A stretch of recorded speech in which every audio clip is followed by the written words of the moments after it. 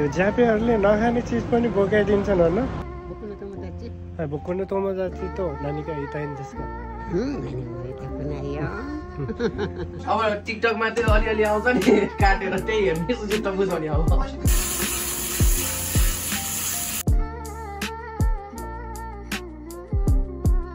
Hello and नमस्ते, स्वागत छ मेरो आज नयाँ ब्लगमा।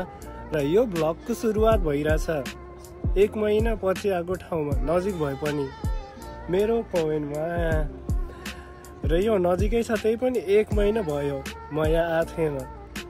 मेरो पहिलाको भिडियो हेरेको भए अवश्य थाहा हुन्छ म किन आइसकेको थिएन।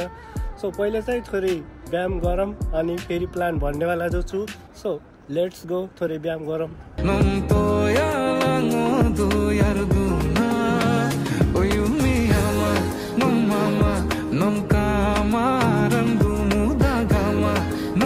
मेरो व्यायाम सक्यो र मैले यो कोइनमा के देखेँ भन्दाखेरि जुन बच्चा उमेर हुन्छ नि, त्यो यो जिन्दगीको सबसे रमाइलोवाला पल हुन्छ क्या। म भर्खर देखिरहेको थिएँ एउटा सानो बच्चालाई 2 जना आमा र हजुरआमाले सम्हालिरहेको। त्यसलाई यहाँ त आफैले सम्हाल्नु पर्छ। मलाई फेरि बच्चा उमेरमा जान मन लाग्यो यार फेरि देख्दाखेरि।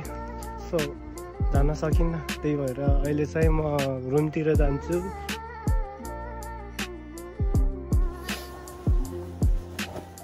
सो अहिले चाहिँ म कामतिर निस्केँ अनि खानासाना बनाएँ खाएँ।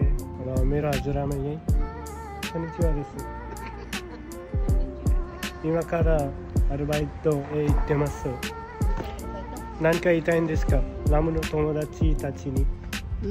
मेरो साथीले के भन्न चाहनुहुन्छ भनेर सोधिरहेको छु म। बोक्नु तोमोदाची त नानीका इटाइन देशका केही भन्न चाहनुहुन्न। सो अहिले चाहिँ म काममा जान्छु, तर एकचोटि फेरि सोध्छु इरेसका म खाइमा बजैले केही नभन्ने रे।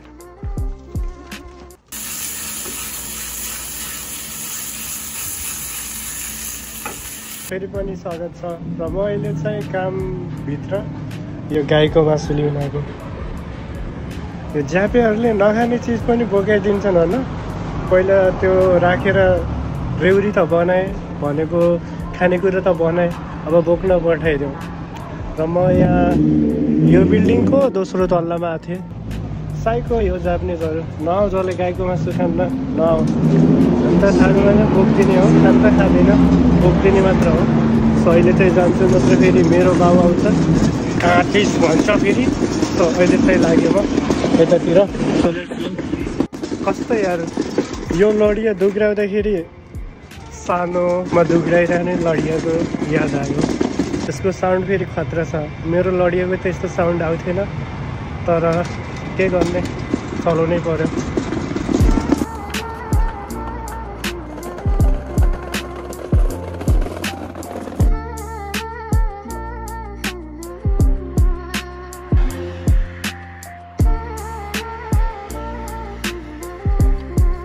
अहिले चाहिँ म घर पुगेँ र म भर्खर त्यो साथीको रुमबाट आइरहेको थिएँ होइन।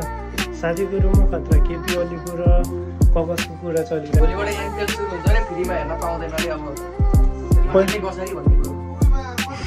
अब टिकटकमा त्यो अलिअलि आउँछ नि काटेर त्यही हेर्ने सुझित बुझाउने अब पैसा काट्नु दिँदैन। र सो आजको ब्लग मेरो यही सकिन्छ मेरो साथीहरूको माझमा, किनकि मलाई रुगा लाए जस्तो भइरहेछ। बाहिर खतरा चिसो छ भने साथी,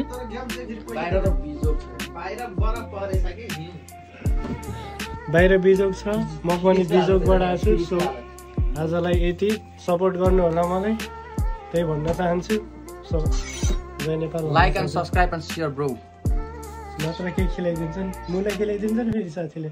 ओए त्यो 2 जना हेर्ने छ कि त्यहाँ एउटा पुड्कीलाई। मुझे अपना घर और अपनी माँ को छोड़े सालों बीत गए, तब से मैं इस शहर में अकेला रहता हूँ।